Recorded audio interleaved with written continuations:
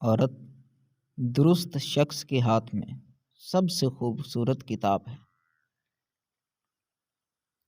مجھے پانے کی ضد نہ کرو، میں خود کسی کی چھوڑی ہوئی محبت ہوں۔ اوئے، پرہیز کیجیے، پھر کسی کا استخارہ درست نہیں آتا تو کسی کے اماں ابا نہیں مانتے۔ اللہ، نفرت اتنی خالص چیز ہے کہ ہو جائے تو ثابت کرنے کے لیے قسمیں کھانے کی ضرورت ہی نہیں پڑتی۔ ان عورتوں پہ بھی رحم کھایا جائے جو جھوٹے مکار مردوں کے چکروں میں پھنس جاتی ہیں۔ گرل فرینڈ تو کمزور لوگوں کی ہوتی ہے، مرد تو نکاح کرتے ہیں۔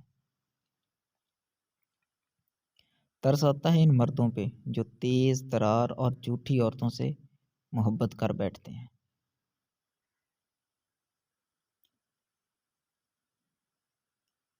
عورت مرد سے زیادہ پیار کی بیماری میں مبتلا ہے، لیکن وہ اسے چھپانے کا طریقہ بہتر جانتی ہے۔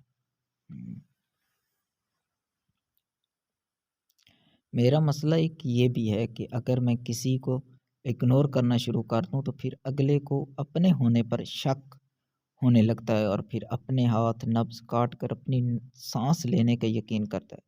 اگر میں تمہیں اگنور کرنے کے باوجود تمہارے زندہ ہونے کا یقین دلا رہا ہوں تو قدر کرو میری کہ یہ میری مزاج کے خلاف ہے۔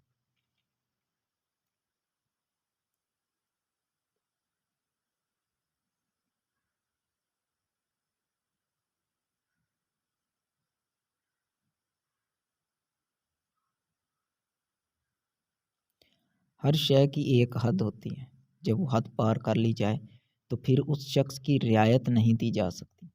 بعض اصول ایسے ہوتے ہیں جن پر سمجھوتا ناممکن ہوتا ہے، سو اپنی زندگی میں ایسے اصول بنائیں کہ اگر کوئی انہیں توڑے تو آپ اس ابلیس کو کوئی رعایت نہ دیں۔ اسرائیل ہر کوئی بن سکتا ہے، مگر جو اسرائیل سے ابلیس بنے وہ بندگی کی جنت سے ہمیشہ کے لیے نکال دیا جاتا ہے، اس کی کبھی واپسی نہیں ہوتی۔ اللہ، بالکل رائٹ بات، رائٹ۔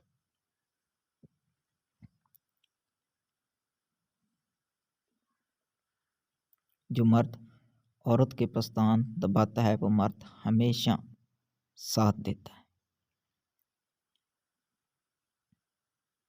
اور پتہ ہے میں نے تجھے کیوں چھوڑا؟ کیونکہ تم میری محبت کی سفید چادر پر گندے پاؤں چلنے لگے تھے، اور محبت تو پاک ہی اچھی لگتی ہے نا۔